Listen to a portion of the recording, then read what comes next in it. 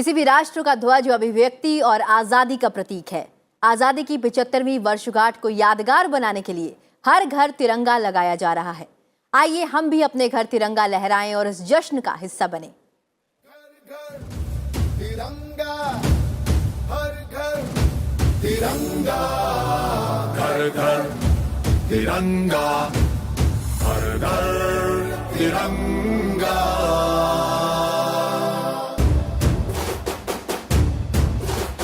घर घर तिरंगा, रथ घर तिरंगा, घरों घरी तिरंगा, प्रत्येक घरी तिरंगा। नमस्कार, आप देख रहे हैं संसद टीवी। देश और दुनिया की अहम खबरों के साथ हाजिर हूं मैं आपके साथ दीक्षा कोहली। तो करते हैं बुलेटिन की शुरुआत हेडलाइंस के साथ। बिहार में टूटा बीजेपी जेडीयू गठबंधन। नीतीश कुमार ने मुख्यमंत्री पद से दिया इस्तीफा। आरजेडी महागठबंधन के साथ मिलकर सरकार बनाने का दावा पेश। बीजेपी ने नीतीश कुमार पर लगाया जनादेश से खिलवाड़ का आरोप। कहा अवसरवादियों को बिहार की जनता देगी जवाब। जेडीयू में फूट डालने के आरोपों को किया खारिज। महाराष्ट्र में मंत्रिमंडल का विस्तार। 18 मंत्रियों को दिलाई गई पद और गोपनीयता की शपथ। प्रधानमंत्री नरेंद्र मोदी ने नए मंत्रियों को दी बधाई। अमेरिका की यूक्रेन को और $1 अरब की सैन्य सहायता देने की घोषणा। रूस ने सामरिक परमाणु हथियार स्थल के निरीक्षण पर लगाई रोक। अमेरिका पर संधि का फायदा उठाने का लगाया गया आरोप। और भारत छोड़ो आंदोलन की वर्षगांठ पर देश कर रहा है बलिदानियों को नमन। उपराष्ट्रपति और प्रधानमंत्री ने आजादी के नायकों को किया याद। नए भारत के निर्माण के संकल्प से जुड़ने का आह्वान।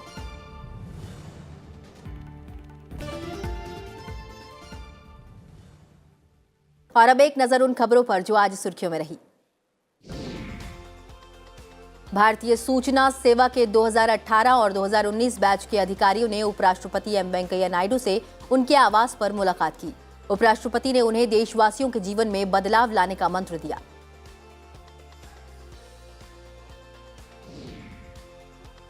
Fast forwarding the reforms process, reformation for the happiness of the people, transformation of the system. The ultimate aim is of making India strong, stable, prosperous and happy. प्रधानमंत्री नरेंद्र मोदी कल हरियाणा के पानीपत में 900 करोड़ रुपए की अनुमानित लागत से तैयार दूसरी पीढ़ी के एक एथेनॉल संयंत्र को राष्ट्र को समर्पित करेंगे।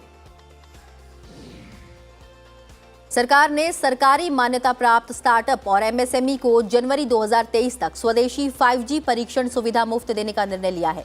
इस उद्देश्य से 5G प्रणाली को बढ़ावा देने के लिए अनुकूल माहौल बनाना है। भारत में एक दिन में कोरोना वायरस संक्रमण के 12,751 नए मामले सामने आए हैं। वहीं उपचाराधीन मरीजों की संख्या घटकर 1,31,807 हो गई है। अरुणाचल प्रदेश में भारत म्यांमार सीमा पर संदिग्ध उग्रवादियों ने अर्ध सैन्य बल के जवानों पर गोलियां चलाई, जिसमें असम राइफल्स का एक अधिकारी घायल हो गया। ताइवान ने चीन के सैन्य अभ्यास के जवाब में जलडम मध्य के पास सैन्य अभ्यास शुरू कर दिया है। ताइवान के विदेश मंत्री जोसेफ वू ने कहा कि चीन एशिया प्रशांत क्षेत्र की यथास्थिति में बदलाव करना चाहता है। विश्व शक्तियों के साथ ईरान के परमाणु समझौते को फिर से पटरी पर लाने के लिए वार्ता पूरी हो गई है। समझौते को फिर से लागू करने के संबंध में एक अंतिम मसौदा तैयार किया है। संबंधित पक्षों के स्वीकार करने पर इसे लागू किया जाएगा। FBI ने अमेरिका के पूर्व राष्ट्रपति डोनाल्ड ट्रंप के मारे लागो आवास पर छापा मारा है। डोनाल्ड ट्रंप ने जानकारी देते हुए कार्रवाई की निंदा की है। मामला गोपनीय सरकारी फाइलों से जुड़ा है। दक्षिण कोरिया के सियोल महानगरीय क्षेत्र में भारी बारिश के कारण 7 लोगों की मौत हो गई, जबकि 6 अन्य लापता हैं। बारिश के बाद कई वाहन डूब गए हैं।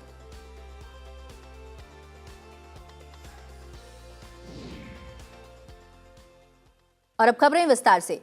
बिहार में सियासी सरगर्मियों के बीच बीजेपी से गठबंधन तोड़ने के ऐलान के साथ नीतीश कुमार ने बिहार के मुख्यमंत्री पद से आज इस्तीफा दे दिया है। नीतीश कुमार ने 8 वर्ष में दूसरी बार अपने सहयोगी बीजेपी से नाता तोड़ लिया है। इसके बाद उन्होंने महागठबंधन के साथ सरकार बनाने का दावा पेश किया। कल शाम 4 बजे नई सरकार का शपथ ग्रहण होगा। राज्यपाल को अपना इस्तीफा सौंपने के बाद जेडीयू नेता नीतीश कुमार ने कहा कि सभी सांसद और विधायक आम सहमति पर हैं कि जेडीयू को एनडीए छोड़ देना चाहिए। आज जेडीयू सांसदों और विधायकों की बैठक पटना में नीतीश कुमार की मौजूदगी में हुई, जिसमें गठबंधन से अलग होने का फैसला लिया गया। सारी मीटिंग आज हुई और सब लोगों की इच्छा यही हुई है कि हम लोगों को एनडीए छोड़ देना चाहिए। तो जैसे ही एनडीए छोड़ने का निर्णय सब लोगों की थी तो हमने उसी को स्वीकार कर लिया और आकर के यहाँ जो एनडीए की सरकार में हम मुख्यमंत्री थे, हमने मुख्यमंत्री पद से इस्तीफा सौंप दिया। इस्तीफा देने के बाद नीतीश कुमार आरजेडी नेता तेजस्वी यादव से बातचीत करने पूर्व मुख्यमंत्री राबड़ी देवी के घर पहुंचे। इसके बाद नीतीश कुमार नेता प्रतिपक्ष तेजस्वी यादव के साथ समर्थन पत्र लेकर वापस आए और एक बार फिर राज्यपाल से मुलाकात कर नई सरकार के गठन का दावा पेश किया। इस दौरान कुमार के साथ तेजस्वी यादव, पूर्व उप मुख्यमंत्री जीतन राम मांझी के अलावा जेडीयू के वरिष्ठ नेता भी मौजूद रहे। महागठबंधन में आरजेडी, कांग्रेस और वाम दल शामिल है। उन्होंने 164 विधायकों की सूची राज्यपाल को सौंपी और नई सरकार बनाने का दावा पेश किया। जो हम लोगों का महागठबंधन है, हम मिल करके आगे काम करेंगे। बीजेपी और जेडीयू के बीच कई महीनों से तकरार चल रही है। इन दोनों के बीच कई मुद्दों पर सार्वजनिक रूप से असहमति देखने को मिली थी। राजनीतिक घटनाक्रम को लेकर बिहार बीजेपी नेताओं की बैठक भी हुई। बीजेपी ने नीतीश कुमार पर अवसरवादी होने का आरोप लगाया है। बीजेपी की राज्य इकाई के प्रमुख संजय जायसवाल ने इसे बिहार के लोगों के साथ धोखा और विकास में बाधा डालने की कोशिश बताया है। आज जो कुछ भी हुआ है वह बिहार की जनता के साथ और भाजपा के साथ धोखा है। यह पूरे उस मैंडेट का उल्लंघन है जो मैंडेट बिहार की जनता ने दिया था और बिहार की जनता इसको कतई बर्दाश्त नहीं करेगी। बिहार विधानसभा में कुल 243 सदस्य हैं। इस लिहाज से बहुमत के लिए किसी भी दल को 122 विधायकों की जरूरत होगी। नीतीश कुमार ने 7 दलों और निर्दलीय समेत 164 विधायकों के समर्थन का दावा किया है। बिहार विधानसभा की मौजूदा दलीय स्थिति की बात करें तो आरजेडी के सबसे अधिक 79 विधायक हैं, बीजेपी के 77 विधायक, जेडीयू के 45 और कांग्रेस के 19 विधायक हैं। सीपीआई मार्क्सिस्ट लेनिनिस्ट लिबरेशन के 12, सीपीआई और सीपीआई मार्क्सिस्ट के 2 विधायक हैं।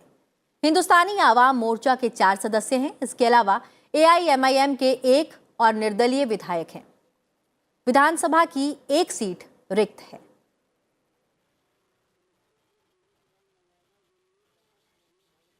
और इस खबर पर अधिक जानकारी देने के लिए रुख करते हैं वरिष्ठ पत्रकार नवेंदु का, जो पटना से हमारे साथ फोन लाइन पर जुड़े हैं। नवेंदु, अगर बिहार की राजनीति की बात की जाए तो बिहार में नीतीश कुमार और बीजेपी एक साथ मिलकर चुनाव लड़ी थी। आज नीतीश ने आरजेडी का दामन थाम लिया है। बिहार में जो उलटफेर हो रहा है, नैतिकता के आधार पर आप कितना जायज मानते हैं इसे? बिल्कुल, ये बिहार की जनता और कहें कि लोकतंत्र जो है वो उसके साथ एक मजाक है। और ये मजाक देखिए आज हुआ, फिर ये मजाक बिहार में 2017 में भी हुआ था, फिर ये उसके पहले 2013 में भी हुआ था।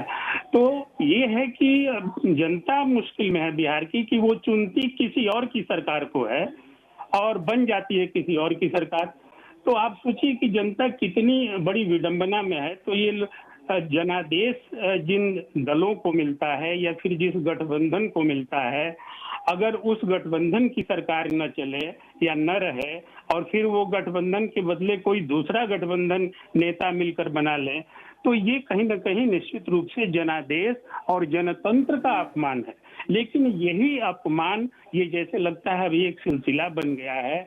और भारतीय राजनीति में अगर आप झांक कर देखें तो ये इसकी कहानी आज ही से नहीं बल्कि कई वर्षों से 40 वर्षों पहले, अगर 42 वर्षों पहले अगर बात करें तो हरियाणा में जो भजन लाल की सरकार बनी जी। और जो जनता पार्टी की सरकार थी, देवीलाल मुख्यमंत्री थे, और कैसे 40 विधायकों को लेकर रातों रात भजन लाल जो है वो कांग्रेस की सरकार उन्होंने बनवा डाली।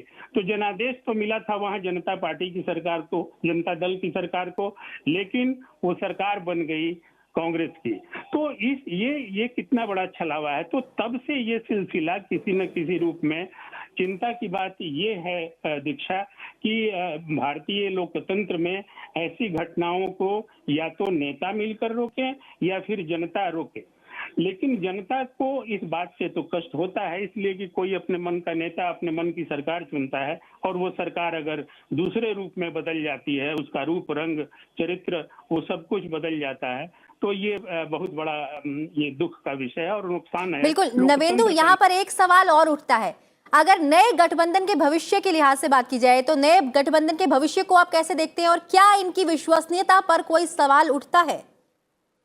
दीक्षा, देखें, विश्वसनीयता तो जाहिर तौर पर नीतीश कुमार ने खो दी है। उस लिहाज से अगर कहें तो जो 2017 की घटना हुई, उसके पहले वो एनडीए के साथ थे, एनडीए को छोड़ करके फिर वो अकेले चुनाव लड़े, अकेले चुनाव लड़ने के बाद फिर वो आरजेडी के साथ गठबंधन में आए, महागठबंधन के साथ, फिर उसको भी छोड़ा और फिर इस बार जो है फिर दोबारा लौट कर वो बीजेपी के से चुनाव जीतने के बाद बीजेपी के साथ और फिर दोबारा लौटकर आरजेडी और महागठबंधन के साथ आ गए। तो ये तो कहीं से कोई भी एक सामान्य नागरिक भी कहेगा कि ये विश्वसनीयता का कोई सवाल ही नहीं बनता है। ये घोर अविश्वसनीय कार्रवाई है, अगर कहें तो राजनीतिक कार्रवाई के तौर पर। तब है कि आगे ये भरोसा किया जाए, नहीं किया जाए, ये बिल्कुल कहा जा सकता है कि भरोसा करने वाली बात तो नहीं है। लेकिन देखिए, राजनीति में जो अभी कहा जाता है कि कोई दोस्त नहीं, कोई दुश्मन नहीं और संभावनाओं का अंत नहीं, तो ये मान के अब राजनीतिक दल चल रहे हैं और धीरे धीरे भारत के राजनीतिक दल इसके आदी होते जा रहे हैं। बिल्कुल, भारत की राजनीति इसकी आदी होती चली जा रही है। आपने इस तमाम जानकारी को हमारे साथ साझा किया, इसके लिए बहुत बहुत शुक्रिया नवेंदु। बढ़ते हैं अगली खबर की ओर। महाराष्ट्र में एकनाथ शिंदे की अगुवाई वाली सरकार के आज हुए मंत्रिमंडल विस्तार में 18 मंत्रियों को शामिल किया गया है। इसमें 17 पहले भी राज्य में मंत्री रह चुके हैं। प्रधानमंत्री नरेंद्र मोदी ने महाराष्ट्र सरकार में मंत्री पद की शपथ लेने वाले सभी नेताओं को बधाई दी है। मुंबई में राजभवन में हुए समारोह में मंत्रियों को पद और गोपनीयता की शपथ दिलाई गई। नए मंत्रियों में बीजेपी की ओर से प्रदेश इकाई के अध्यक्ष चंद्रकांत पाटिल, राधाकृष्ण विखे पाटिल, सुधीर मुंगटवार, सुरेश खाड़े, गिरीश महाजन, रविंद्र चौहान, मंगल प्रभात लोढ़ा, विजय कुमार गावित और अतुल सावे शामिल हैं। शिवसेना के मुख्यमंत्री एकनाथ शिंदे के बागी गुट के विधायकों में 9 सदस्यों ने मंत्री पद की शपथ ली है। इसमें गुलाबराव पाटिल, उदय सामंत, संदीपन भुमरे, दादा भुसे, शंभुराज देसाई, संजय राठौड़, तानाजी सामंत, अब्दुल सत्तार और दीपक केसरकार शामिल हैं। महाराष्ट्र के मुख्यमंत्री पद की शपथ लेने के 41 दिन के बाद एकनाथ शिंदे ने 2 सदस्यीय मंत्रिमंडल का विस्तार किया। इसके साथ ही महाराष्ट्र के मंत्रिमंडल में सदस्यों की संख्या अब 20 हो गई है। एकनाथ शिंदे ने 30 जून को मुख्यमंत्री पद की और देवेंद्र फडणवीस ने उप मुख्यमंत्री पद की शपथ ली थी। मंत्रिमंडल का विस्तार आज हुआ है।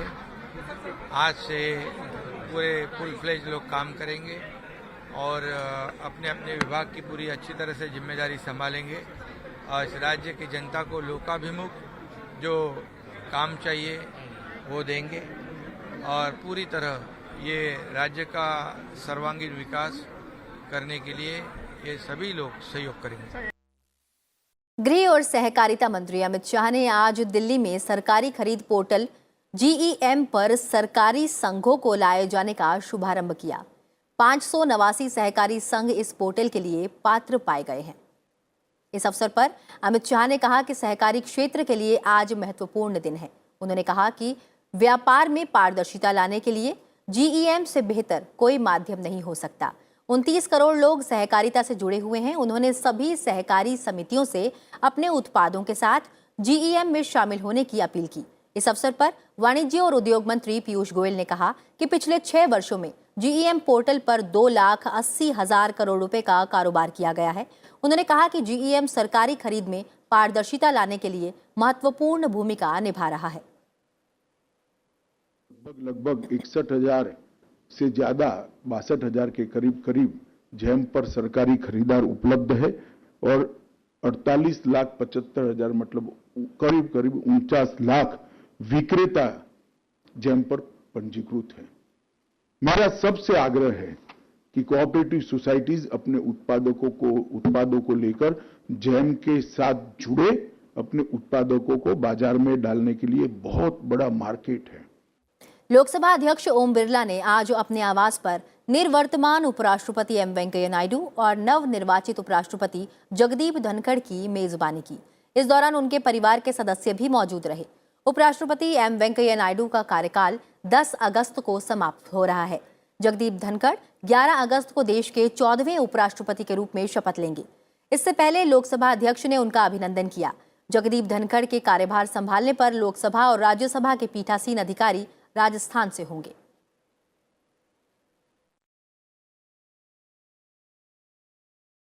और फिलहाल रुक रहे हैं एक छोटे से ब्रेक के लिए। ब्रेक के बाद देखेंगे समाचार राज्यवार। आप बने रहिए संसा टीवी के साथ।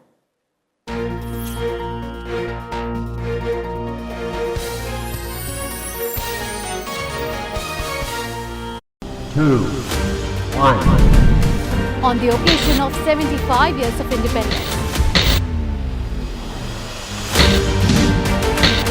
we are celebrating glorious journey in the field of space exploration.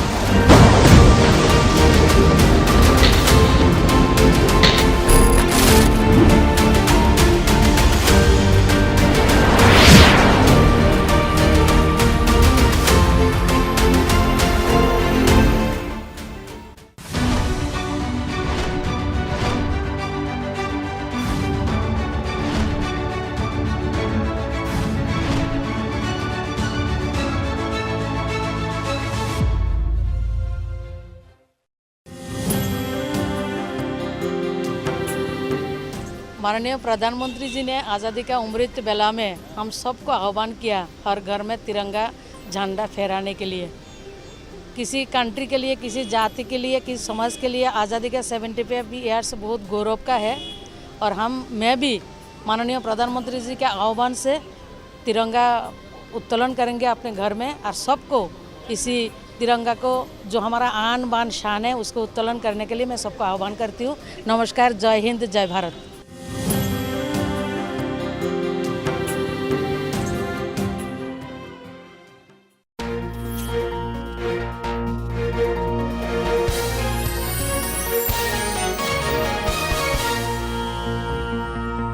Break के बाद आप सभी का स्वागत है। आप देख रहे हैं आज की खबर। बढ़ते हैं आगे और बात करते हैं राज्यों से जुड़ी हुई खबरों की।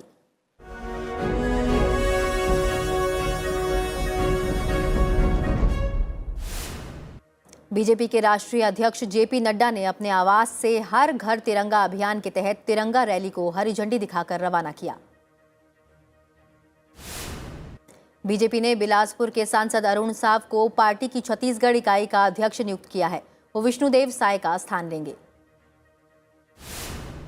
उत्तर प्रदेश के मुख्यमंत्री योगी आदित्यनाथ ने आजादी के अमृत महोत्सव के तहत काकोरी ट्रेन एक्शन वर्षगांठ पर शहीद स्मारक स्थल काकोरी पहुंचकर शहीदों को पुष्पांजलि अर्पित की। उत्तराखंड के मुख्यमंत्री पुष्कर सिंह धामी ने देहरादून के गांधी पार्क में हर घर तिरंगा अभियान के तहत आयोजित तिरंगा रैली को हरी झंडी दिखाई। दिल्ली के मुख्यमंत्री अरविंद केजरीवाल ने 500वें ध्वजारोहण समारोह में भाग लिया। उन्होंने कहा कि इसके साथ ही दिल्ली में 500 तिरंगे लगा दिए जा चुके हैं। नोएडा में महिला के साथ अभद्रता करने के मामले में फरार आरोपी श्रीकांत त्यागी को पुलिस ने मेरठ से गिरफ्तार कर लिया है। पुलिस ने त्यागी के 3 साथियों को भी पकड़ा है।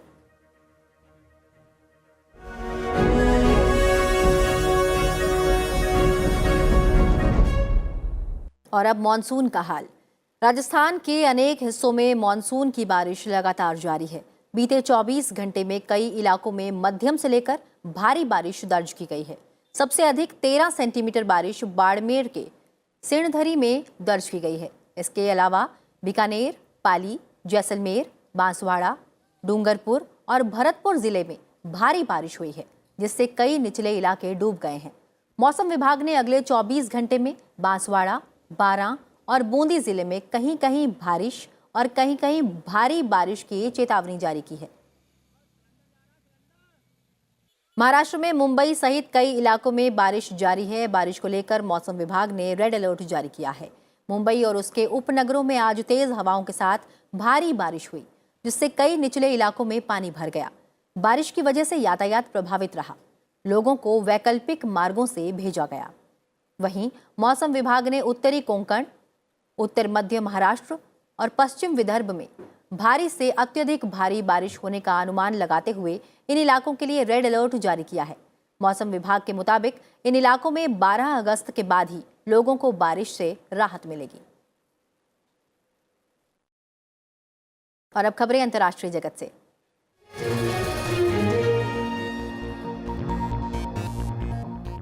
रूस ने हथियार नियंत्रण संधि न्यू स्टार्ट के तहत अपने रणनीतिक परमाणु हथियार स्थलों के निरीक्षण का काम अस्थायी रूप से स्थगित कर दिया है। इस मामले में रूस के विदेश मंत्रालय के वक्तव्य में कहा गया है कि अमेरिका इस व्यवस्था का फायदा उठा रहा था और रूस अमेरिकी ठिकानों पर हथियारों के निरीक्षण करने के अधिकार से वंचित रह जाता था। रूस का यह भी कहना है कि यूक्रेन के मुद्दे पर उस पर लगाए गए अमेरिका के प्रतिबंधों के कारण दोनों देशों के बीच परिस्थितियां बदल गई हैं। 2011 में लागू संधि के अनुसार दोनों देशों के बीच हथियारों में कटौती करने का समझौता हुआ था। इसके तहत दोनों देश 1550 की अधिकतम सीमा तक ही परमाणु हथियार तैनात कर सकते थे। संयुक्त राष्ट्र महासचिव एंटोनियो गुतारेस ने बढ़ते अंतर्राष्ट्रीय तनाव के बीच परमाणु हथियारों की दौड़ फिर से शुरू होने की चेतावनी दी है। उन्होंने परमाणु शस्त्रों से संपन्न देशों से अपने उस वादे पर कायम रहने का आग्रह किया है कि वे अपनी तरफ से पहले इनका इस्तेमाल नहीं करेंगे। अमेरिकी प्रशासन ने यूक्रेन को और $1 अरब की सैन्य सहायता देने की घोषणा की है। यह अमेरिकी रक्षा मंत्रालय से यूक्रेन के सशस्त्र बलों को प्रत्यक्ष रूप से दी जाने वाली रॉकेट, गोला बारूद और अन्य हथियारों की सबसे बड़ी आपूर्ति होगी। अमेरिका की ओर से इस मदद की घोषणा ऐसे समय में की गई है जब यूक्रेन की जवाबी कार्रवाई रोकने के लिए रूस अपने सैनिकों और हथियारों को यूक्रेन के दक्षिणी बंदरगाह शहर की ओर बढ़ा रहा है। अमेरिका की ओर से नई मदद में हाई मोबिलिटी आर्टिलरी, रॉकेट प्रणाली या HIMARS के लिए अतिरिक्त रॉकेट, हजारों तोप के गोले, मोर्टार प्रणाली आदि हथियार शामिल है। नई मदद के साथ ही अमेरिका की ओर से यूक्रेन में रूसी हमले के बाद से दी जाने वाली सहायता बढ़कर $9 अरब से अधिक हो गई है। आज भारत छोड़ो आंदोलन की 80वीं वर्षगांठ है। महात्मा गांधी ने 1942 में आज ही के दिन आजादी के लिए मुंबई से अंग्रेजों भारत छोड़ो आंदोलन शुरू किया था। उपराष्ट्रपति, प्रधानमंत्री और लोकसभा अध्यक्ष ने स्वतंत्रता सेनानियों को श्रद्धांजलि दी। उपराष्ट्रपति एम वेंकैया नायडू ने अपने संदेश में कहा, भारत छोड़ो आंदोलन की वर्षगांठ समृद्ध, समावेशी, शांतिपूर्ण और सौहार्दपूर्ण भारत के निर्माण का संकल्प लेने का अवसर है। प्रधानमंत्री नरेंद्र मोदी ने अपने संदेश में आजादी की 75वीं वर्षगांठ के मौके पर गंदगी, गरीबी, भ्रष्टाचार, आतंकवाद, जातिवाद और सांप्रदायवाद से मुक्त नए भारत के निर्माण के लिए संकल्प से जुड़ने पर बल दिया। प्रधानमंत्री ने इस ट्वीट के साथ एक वीडियो भी साझा किया है, जिसमें उन्होंने भारत छोड़ो आंदोलन के जन आंदोलन में परिवर्तित होने और फिर इसके फलस्वरूप 15 अगस्त 1947 को देश को मिली आजादी के विभिन्न पहलुओं का उल्लेख किया है। आशुराए मुहर्रम आज पूरी दुनिया में धार्मिक आस्था से मनाया जा रहा है। करबला में सत्य और न्याय की रक्षा के लिए पैगंबर मोहम्मद के नवासे हजरत इमाम हुसैन और उनके साथियों की शहादत की याद में मुहर्रम मनाया जाता है। इस मौके पर ताजिया निकाले गए और करबला के शहीदों के सर्वोच्च बलिदान की याद में मजलसियों का आयोजन किया गया। प्रधानमंत्री नरेंद्र मोदी ने कहा कि हजरत इमाम हुसैन को सच्चाई के प्रति उनकी अटूट प्रतिबद्धता और अन्याय के खिलाफ लड़ाई के लिए याद किया जाता है। प्रधानमंत्री ने कहा कि उन्होंने समानता और भाईचारे को भी काफी महत्व दिया। भारत बी टीम ने चेन्नई में 44वें शतरंज ओलंपियाड के ओपन वर्ग में कांस्य पदक जीता, जबकि महिला वर्ग में भारत ए टीम ने भी तीसरा स्थान हासिल किया। भारत बी ने अपने अंतिम मैच में जर्मनी को 3-1 से हराकर तीसरा स्थान हासिल किया। भारत बी टीम 18 अंक के साथ तीसरे स्थान पर रही। भारत का ओलंपियाड में ये दूसरा कांस्य पदक है। टीम ने 2014 के अपने प्रदर्शन को फिर दोहराया है। रूस के सेंट पीटर्सबर्ग में पैडल बोर्ड उत्सव में हजारों की संख्या में लोगों ने हिस्सा लिया। चलते चलते आपको छोड़ जाते हैं इसकी ही तस्वीरों के साथ। फिलहाल मुझे दीजिए इजाजत, अपना ख्याल रखिए और देखते रहिए संसद टीवी। नमस्कार।